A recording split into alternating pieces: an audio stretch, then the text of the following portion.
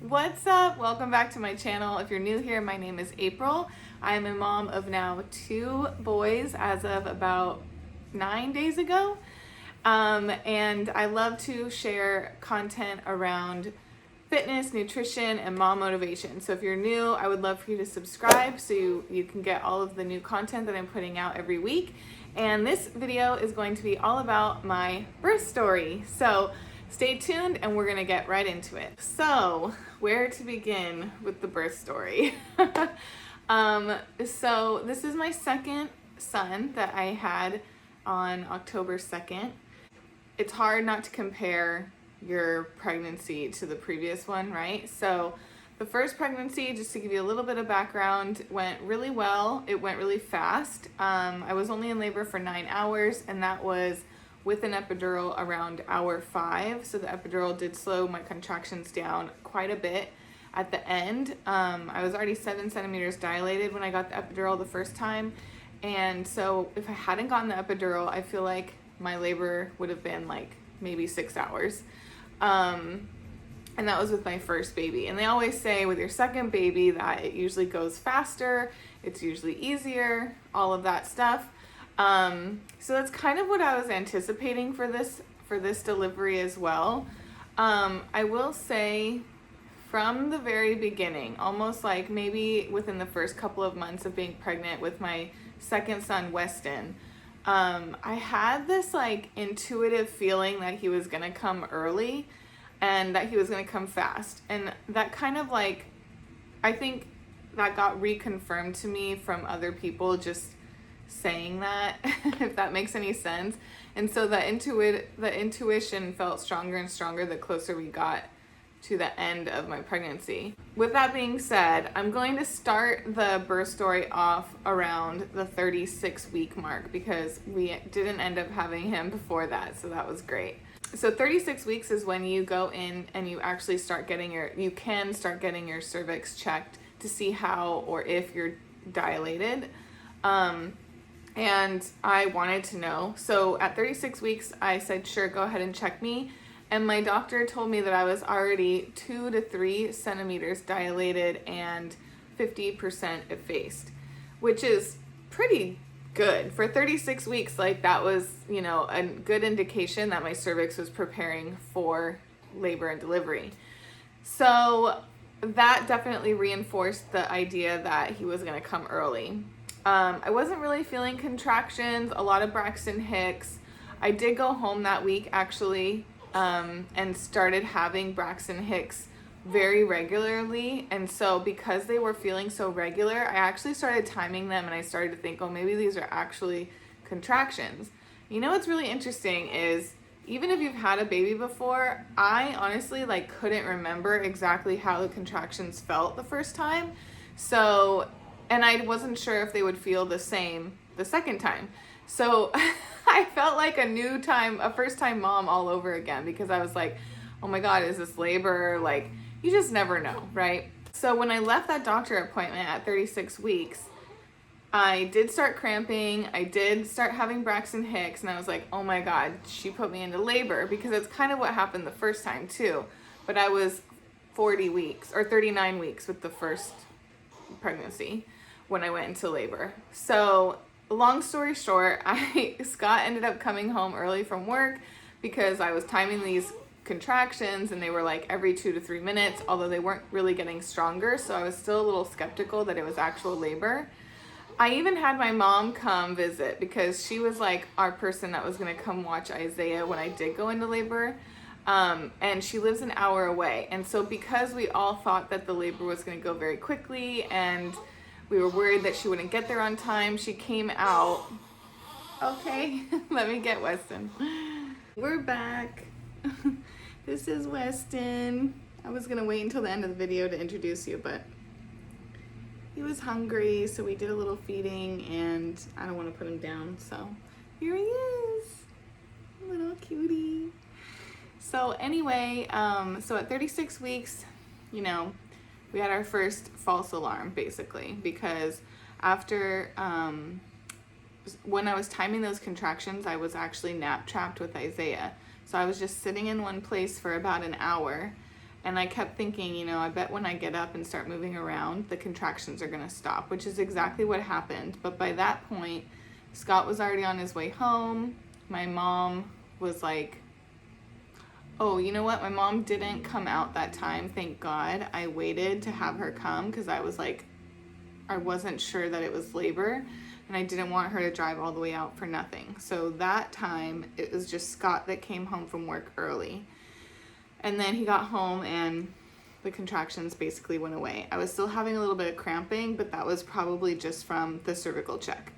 So this went on basically for the next week. Like, I would have mild cramping and I would have Braxton Hicks, but they were never regular and they were never getting stronger. So Scott ended up going back to work like a few days later. And I had my next weekly appointment the following Wednesday for 37 weeks. So almost exactly a week later. And she did another cervical check. And at that point, she said that I was 3 to 4 centimeters dilated. So I had progressed there, and I was about 70% effaced. So definitely progressing. And I kept telling her, like, I don't really feel like I'm having contractions, maybe in the middle of the night, but like I just go back to sleep. It's not like they're super strong. And she was like, I don't think you know when you're having contractions, because if you're dilating and you're getting effaced, however you say it, you're definitely having contractions. So at that appointment, I believe the doctor was like, yeah, you should probably have your mom come out because I don't know how much longer you're gonna be pregnant. Like, the doctor said that. She obviously can't say exactly when she thinks the baby's gonna come, but she was like, I would err on the side of caution, because if you're already this dilated and this far along, your labor probably isn't gonna be very long. And we live really close to the hospital, so that wasn't a concern. The concern was, again, my mom being an hour away and maybe not having her get there in time to watch Isaiah, etc. So, so I left that appointment super excited, and I told Scott, and I was like, do you think we should have my mom come out? And he said, yeah. So I think she came out like that night or the next day, I can't remember, and stayed 3 days and nothing happened. So she went home and we were getting pretty frustrated at this point. I really didn't think I was going to make it to my 38-week checkup. I thought for sure I would be in labor over the weekend, because the 37-week checkup was on a Wednesday. So I thought I would have a baby by that weekend, which didn't happen. And my next appointment was on the following Wednesday. And so at that appointment, I had a different midwife checking me. So at the hospital that I was delivering at, I had, a primary doctor, but she wasn't always available for every appointment. So they have a bunch of midwives at the hospital that we were working at. And since I'm a low risk pregnancy, they said more than likely you'll have a midwife do your delivery, unless the doctor that you happen to have assigned to you is on that night. She might deliver your baby, but it's really not necessary because you're so low risk. So anyway, I was kind of excited to meet a midwife that I hadn't met before, in case she did end up doing the delivery. And at this appointment, I kid you not, Scott and I were joking. He's like, watch, you're gonna go in and they're gonna be like, you're 5 or 6 centimeters dilated. You might as well just stay and have a baby. And that's pretty much what she said. Like, she did another cervical check and she was like, yeah, you're 4 to 5 centimeters dilated and like 90% effaced. I would definitely call your mom and have her come out tonight. I don't think you're gonna make it. Like, you're probably gonna have a baby tonight or tomorrow. So the midwife said this to me. So again, I wasn't just me thinking that the baby was gonna come early. It was like other people telling me that the baby was probably gonna come early, which now looking back, if I get pregnant again, I probably won't get cervical checks because they can be so misleading, which you're gonna find out why right now. So I called Scott, I told him exactly what she said. She was like, you're definitely not going to make it to Saturday. She's like, I work on Saturday, so if you are there, I'll be there, but I don't think you're going to make it that far. She's like, I don't even know if you're going to make it till tomorrow. So called my mom. My mom wanted to be safe than sorry, so she came out again an hour away and stayed the night, and literally nothing happened. Again, Thursday nothing happened, Friday nothing happened. I was having cramping and contractions, but again, they were not progressing. Like, they would come and go. They were a little bit stronger than before, but nothing regular.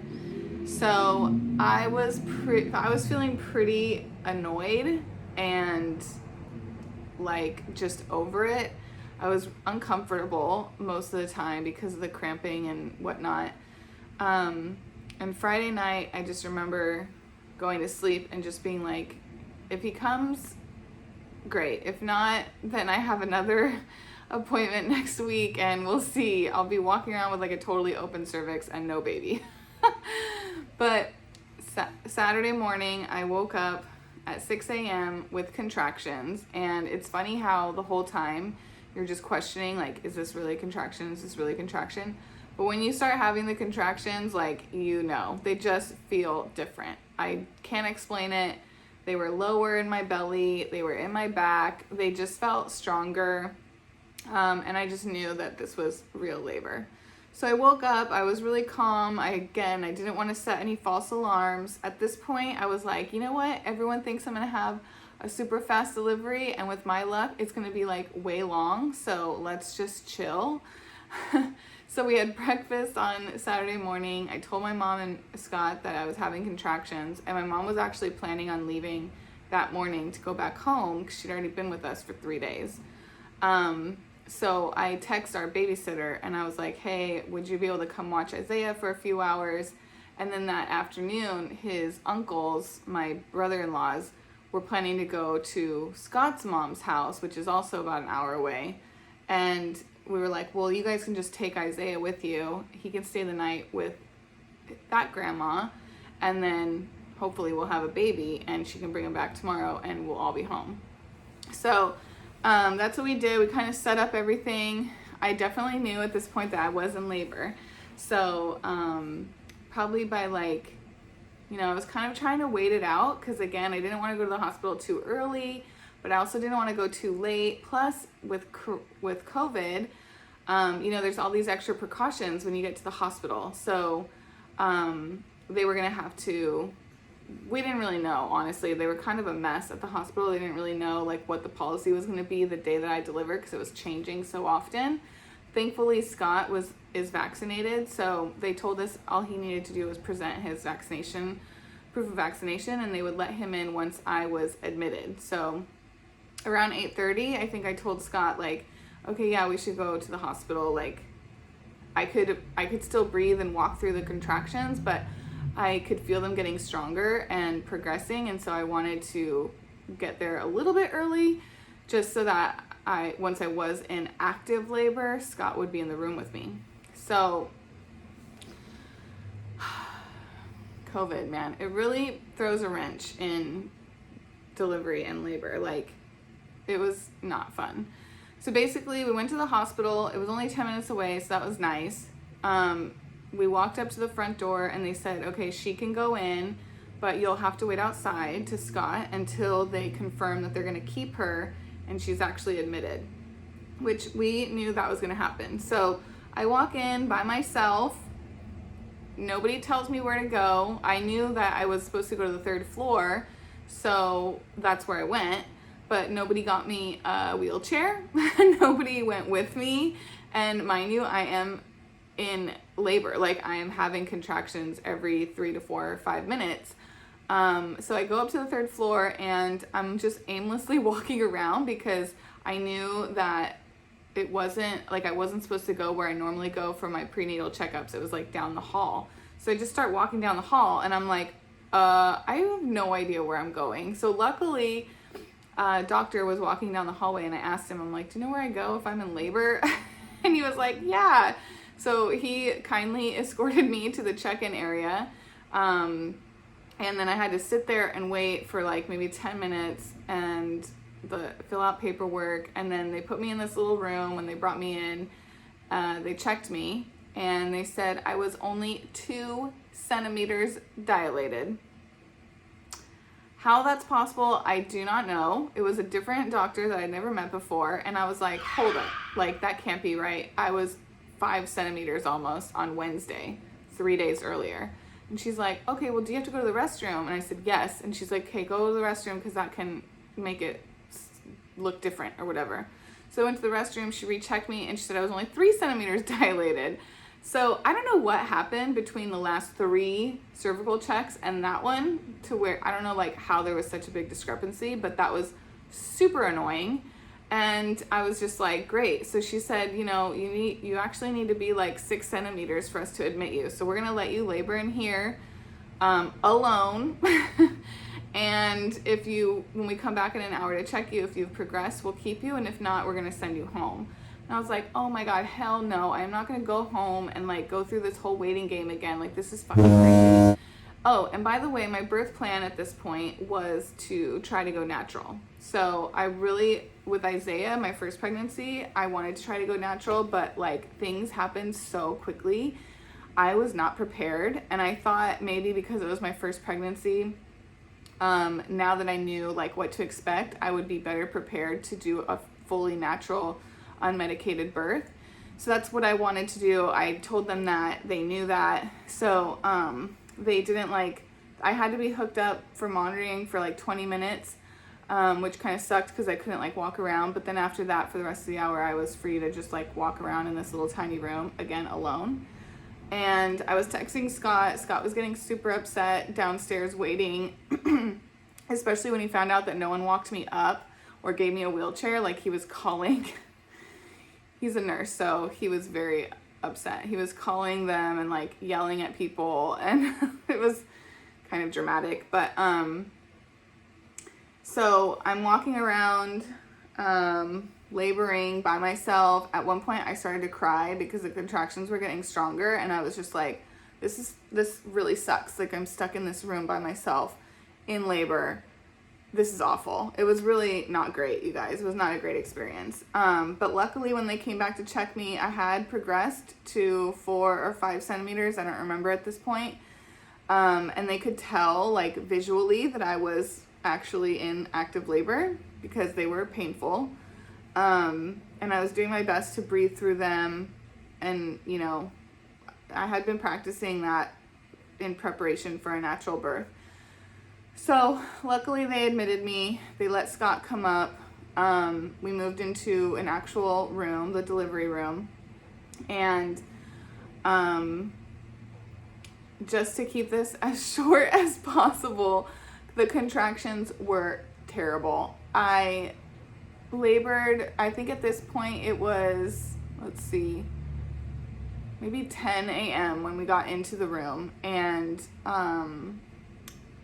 you know, they put me on the wireless heart rate monitor thing so I could walk around and move. I think I labored in there with Scott until about 1 or 2 p.m. And I am not kidding you guys, those contractions by the end were so gnarly. I was in the fetal position. I could not be in any other position. Most of the time, I was just breathing and moaning through the contractions as best as I could, and Scott was a great support. Every now and then I felt like I had to move or switch positions, so I would get up and I would like lean against him and like just like stand and like sway while leaning against him, or I tried getting on my hands and knees, but that didn't really feel great. Really the only position that felt decent to me most of the time was on my side and like basically in the fetal position. And by the end of it, y'all, it was so intense. I was crying. I was gripping the side of the bed like so tight and like moaning and trying so hard to breathe, but it was like the most painful thing I've ever felt. It was so gnarly. And I asked for the epidural. And Scott was like, are you sure? Because I kept telling him before, I was like, don't don't just give in to me asking for the epidural, because when I ask for the epidural, that means I'm about to be in transition. Like, that's when usually women ask for the epidural, is when they're about to be like 8 to 10 centimeters, and there's really not going to be a lot of time left for them to labor. And I was like, so, you know, if you think I can make it through that period, don't let me get the epidural. But I was like, no, fool, you better get that epidural, and I want it now, like fast. So they could tell I was obviously in pain by the way I was acting and sounding.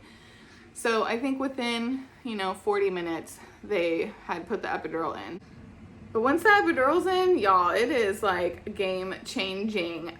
If I ever have a third baby, I am not gonna try to go natural. I'm gonna get the epidural a little bit sooner. I did make it to 7 to 8 centimeters again this time, which is where I ended up getting the epidural in my first pregnancy too. So you can tell, like, that's the point when things get really real.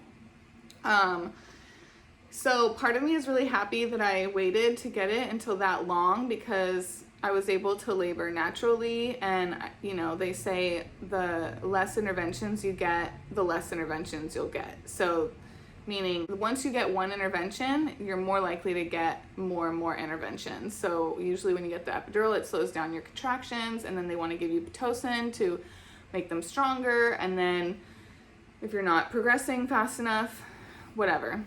So anyway, I'm just really glad that I waited long enough to where, even though the epidural might have slowed me down a little bit, we had already progressed so far that there wasn't a lot of time left in the labor process, if that makes sense. So got the epidural, and it felt great for about, I don't know how long it was, maybe an hour. And then part of it, like in an area, it wasn't really kicking in. And as my cervix was dilating and the contractions were getting stronger, I started feeling it more and more in that little area, and to the point where I was again in excruciating pain, even though I could only feel it in the left side.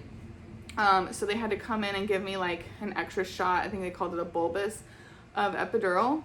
And that was the worst part of the whole experience, was that one point, because I was 9.5 centimeters dilated, and you have to be 10 in order to give birth. So I was like right there, and it was so painful. It probably only lasted maybe 5 minutes, but it felt like an eternity.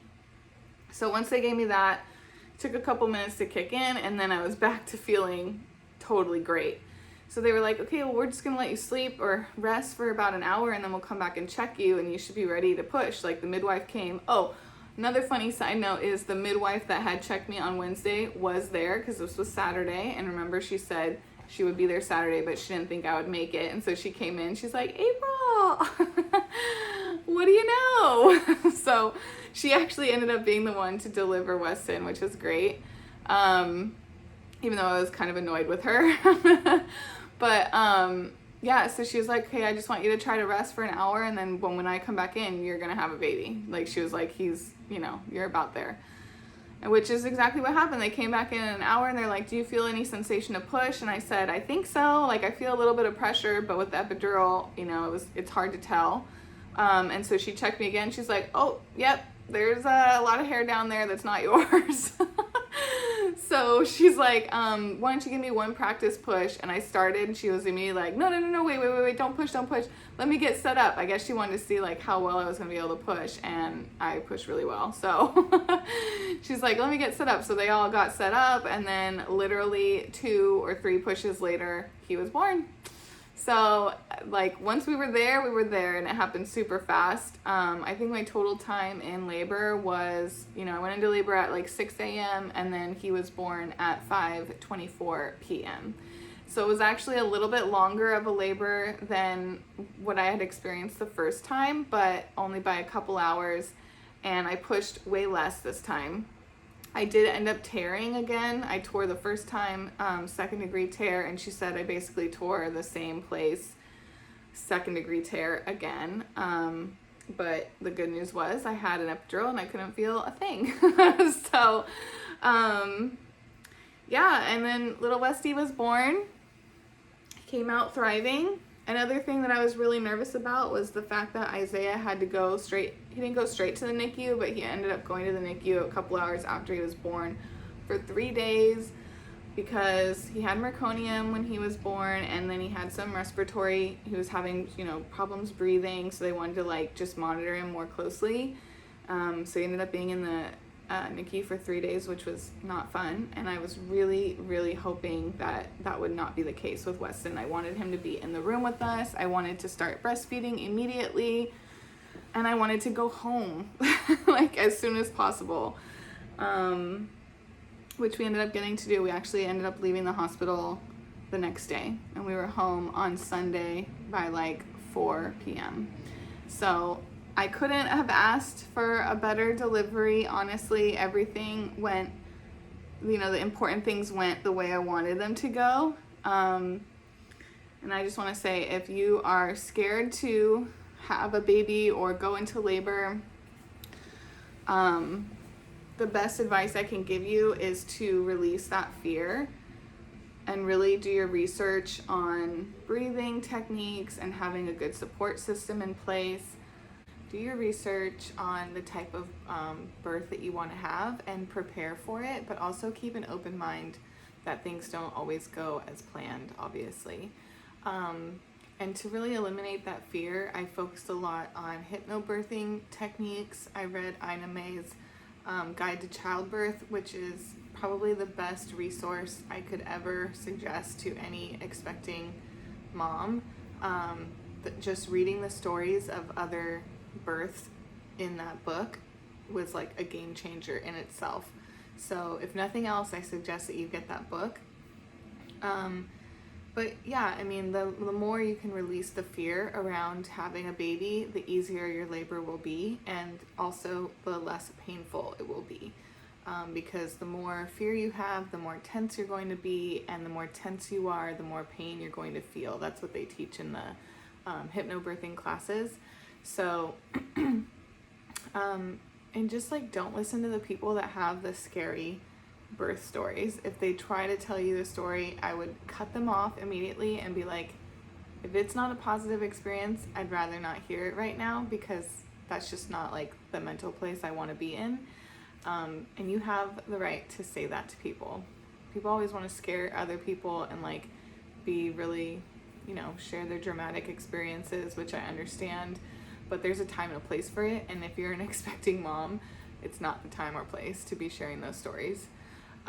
Anyway, this could be a whole other video, so I'm going to stop there. Thank you for watching so much. Again, make sure you subscribe so you get to see all the upcoming videos that I'm going to be sharing around newborn life, postpartum journeys, weight loss after having my second baby, and all the other fun mom, fitness, and health things. And I look forward to seeing you in the next video. Make it a great day.